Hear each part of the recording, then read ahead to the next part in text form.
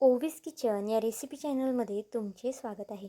तर आज आपण ना 1 वाटी पोह्यांपासून ना अतिशय भन्नाट अशी रेसिपी करणार आहोत. तुम्ही यापूर्वी ना हा पदार्थ कधीच केला नसेल. पोह्यांची नक्कीच तुम्ही वेगवेगळ्या प्रकारचे पदार्थ केले असतील, पण ही रेसिपी एकदा केली ना तर आठवड्यातून 2 ते 3 वेळा नक्कीच बनवून खाल. अगदी कमीत कमी वेळेमध्ये तयार होतो, झटपट होतो. त्यामुळे नक्कीच एकदा हा पदार्थ करून पहा. तर चला थोडाही वेळ न घालवता लगेच व्हिडिओला सुरुवात करूया. इथे 1 वाटी मी पोहे स्वच्छ असे 2 पाण्याने धुवून घेतले आहे. आता ही रेसिपी ना मी 2 जणांसाठी करते, त्यानुसार 1 वाटी पोहे पुरेसे आहेत. तुम्ही जर जास्त लोकांसाठी करत असाल तर पोह्यांचं प्रमाण इथे वाढू शकता. आता पोहे भिजवण्यासाठी ना आपल्याला अगदी थोडंसं म्हणजे पोह्यांच्या वरती पाणी जितकं येईल ना तितकं पाणी इथे ठेवायचं आहे. एक 5 ते 6 मिनटामध्ये ना अगदी आरामात पोहे भिजले जातात. पाहू शकता अगदी मऊसूत असे हे पोहे आपले भिजलेले आहेत. पोहे भिजवताना ना फक्त पाण्याचं प्रमाण थोडंसं जास्तीचं ठेवा, म्हणजे अगदी मऊसूत असे पोहे भिजले जातात. आता यामध्ये ना आपल्याला काही भाज्या घालून घ्यायच्या आहेत.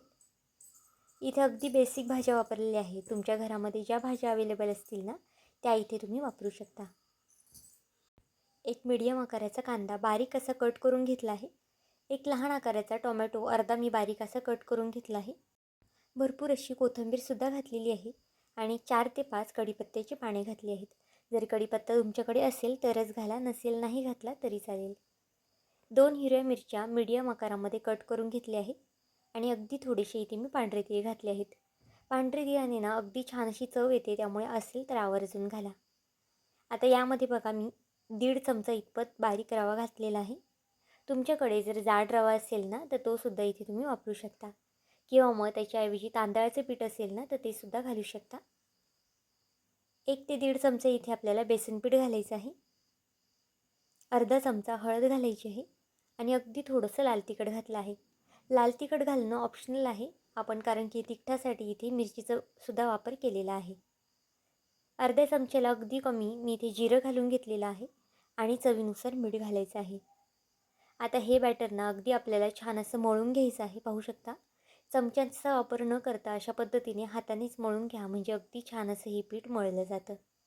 जर व्हिडिओ इथपर्यंत पाहिलाच आहे आणि थोडा जरी आवडला असेल ना तर नक्कीच व्हिडिओला एक लाईक आणि सबस्क्राईब करून घ्यायला विसरू नका.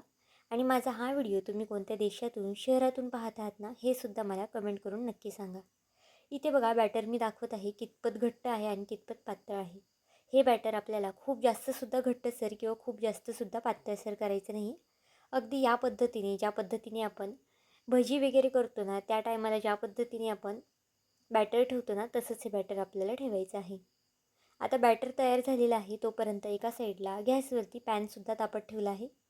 पॅनला अगदी थोडंसं तेल लावून घ्यायचं आहे. बघा तेलाच्या ऐवजी तुम्ही तूप बटर काही लावलं ना तरी चालेल.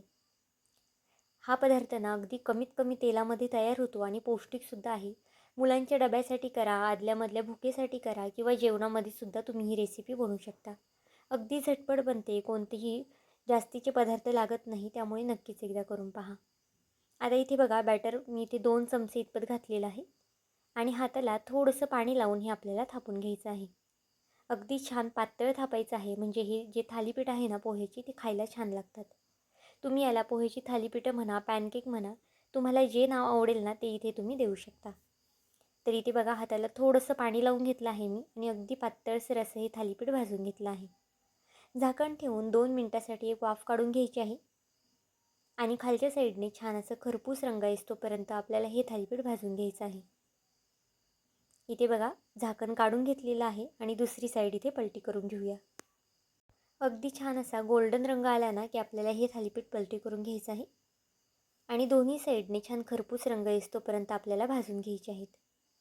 अगदी हलका फुलका नाश्ता आहे. कधी कधी पोहे खायचा कंटाळा आला असेल, उपमा खायचा कंटाळा आला असेल ना तर अशा पद्धतीचं तुम्ही थालीपीठ नक्कीच बनवून देऊ शकता. प्रवासामध्ये सुद्धा नेऊ शकता, कारण की प्रवासामध्ये नेले ना तरीसुद्धा तितकेच जास्त सॉफ्ट राहतात, अजिबातच कडक वगैरे होत नाही आणि खायलासुद्धा अगदी छान लागतात. आता बघा अशाच पद्धतीने ना दुसरंसुद्धा थालीपीठ करून घेणार आहे.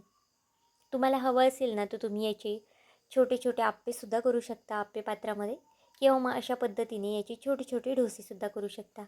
तुमच्या आवडीनुसार याचा तुम्ही लहान किंवा मोठा आकार ठरवू शकता. इथे बघा दुसरेसुद्धा थालीपीठ अशाच पद्धतीने मी थापून घेते. आपण जितके पोहे घेतले होते ना, त्यात एक 4 ते 5 थालीपीठं ना आरामात होतात. त्यामुळे बघा तुम्ही तुमच्या अंदाजानुसार इथे थालीपीठाचं प्रमाण किंवा पोह्यांचं प्रमाण हे कमी जास्त करू शकता. आता हे थालीपीठसुद्धा छान असं मी थापून घेतलं आहे. झाकण ठेवून इथे मी पुन्हा 2 ते 3 मिनटासाठी बारीक गॅसवरती ठेवून दिलं. गॅस आपल्याला इथे कुठेही अजिबातच फास्ट वगैरे करायचं नाही. अगदी मीडियम गॅसवरतीच ही खमंग अशी थालीपीठं भाजून घ्यायची आहे. वरच्या साईडने अगदी थोडंसं तेल लावून घ्यायचं आहे आणि पुन्हा हे थालीपीठ आपल्याला पलटी करून घ्यायची आहेत. अगदी 1 ते 2 चमच्यामध्ये हा पदार्थ तयार होतो. अगदी पौष्टिकसुद्धा आहे, त्यामुळे नक्कीच एकदा ही रेसिपी करून पहा. तर इथे बघा आपली सगळी थालीपीठं एका साईडला मी करून घेते. खमंग अशी थालीपीठं आपली तयार झालेली आहेत. तुम्ही कोणत्याही चटणीसोबत किंवा मग दही वगैरे सोबत, सॉससोबत कशासोबतही खाऊ शकता किंवा चहासोबतसुद्धा खाऊ शकता. तर आजची ही पौष्टिक रेसिपी तुम्हाला कशी वाटली मला हे कमेंट करून नक्की सांगा. आणि चॅनलवरती नवीन असाल, चॅनलला अजूनही सबस्क्राईब केलं नसेल तर नक्कीच एक लाईक आणि सबस्क्राईब करायला विसरू नका. पुन्हा भेटूया आपण अशाच एका नवीन व्हिडिओमध्ये. तोपर्यंत बाय.